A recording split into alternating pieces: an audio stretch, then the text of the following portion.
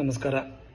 ಇವತ್ತಿನ ಒಂದು ವಿಶೇಷ ಸಂಚಿಕೆಯಲ್ಲಿ ಕ್ರಿಕೆಟ್ ಬಗ್ಗೆ ಒಂದು ನ್ಯೂಮರಾಲಜಿ ಮತ್ತು ಅಸ್ಟ್ರಾಲಜಿ ಪ್ರಕಾರ ಯಾವ ತಂಡ ವಿಜಯ ಆಗುತ್ತೆ ಅಂತೇಳಿ ನೋಡೋಣ. ಇವತ್ತು RCB ಮತ್ತು GT ಪಂದ್ಯ ನಡೀತಾ ಇದೆ. ಈಗಾಗಲೇ RCB ಬೌಲಿಂಗ್ ಕಂಪ್ಲೀಟ್ ಆಯಿತು. GT 205 ರನ್ನುಗಳನ್ನು ಟಾರ್ಗೆಟ್ ನೀಡಿದೆ. 206 ರನ್ನು RCB ಹೊಡಿಬೇಕು. ಈ ಒಂದು ರನ್ ರೇಟಲ್ಲಿ ನೋಡಿದಾಗ RCB ವಿನ್ ಆಗುತ್ತಾ ಅಥವಾ GT ವಿನ್ ಆಗುತ್ತಾ ಅಂತಕ್ಕಂಥದ್ದು ಪ್ರಶ್ನಾರ್ಥಕವಾಗಿದೆ.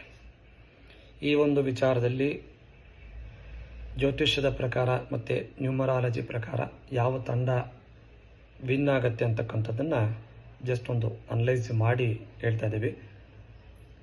ಇವತ್ತಿನ ಒಂದು 24 ದಿನಾಂಕ ಶುಕ್ರವಾರ RCB ನಾಯಕರಾಗಿರ್ತಕ್ಕಂಥ ರಜತ್ ಪಾಟೀದಾರ್ ಅವರ ಹೆಸರ ಮೇಲೆ ನಾವು ಜಸ್ಟ್ ಜ್ಯೋತಿಷದ ಪ್ರಕಾರ ನೋಡಿದಾಗ ತುಲಾರಾಶಿ ಬರುತ್ತೆ.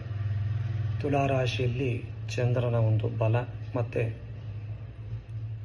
ಭಾಗ್ಯಸ್ಥಾನದಲ್ಲಿ ಗುರು 9ನೇ ಮನೆಯಲ್ಲಿ ಗುರು ಇರೋದ್ರಿಂದ ಗ್ರಹಗಳ ಪ್ರಭಾವ 100ಕ್ಕೆ 98 ಭಾಗ ಅಂತ ಹೇಳ್ಬೋದು. RCB ವಿನ್ ಆಗೋ ಚಾನ್ಸಸ್ ಇದೆ. ಅದೇ ರೀತಿ ನ್ಯೂಮರಾಲಜಿ ಪ್ರಕಾರ ತಗೊಂಡ್ರೂ ಸಂಖ್ಯೆ 2 ಬರುತ್ತೆ.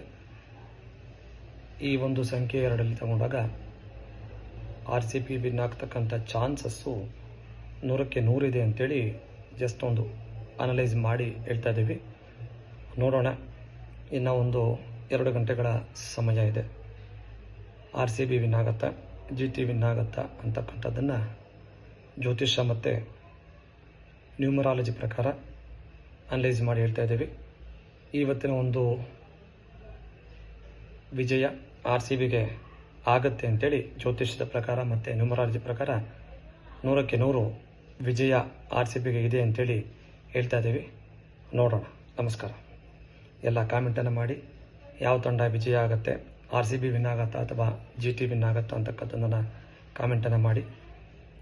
ಕೊನೆಗೆ ಜ್ಯೋತಿಷ್ಯದ ಪ್ರಕಾರ ಮತ್ತು ನ್ಯೂಮರಾಲಜಿ ಪ್ರಕಾರ ಹೇಳ್ತಕ್ಕಂಥ ಭವಿಷ್ಯ ನಿಜ ಆಗುತ್ತಾ ಇಲ್ಲವಾ ಅಂತಕ್ಕಂಥದ್ದು ಒಂದು ಪ್ರಶ್ನಾರ್ಥಕ. ಹಾಗಾಗಿ ಈ ಒಂದು ಪ್ರಶ್ನೆಗೆ ಉತ್ತರ 2 ಗಂಟೆಗಳ ನಂತರ ಸಿಗುತ್ತೆ. ಕಾದು ನೋಡೋಣ.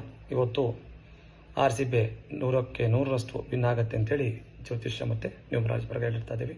ನಮಸ್ಕಾರ.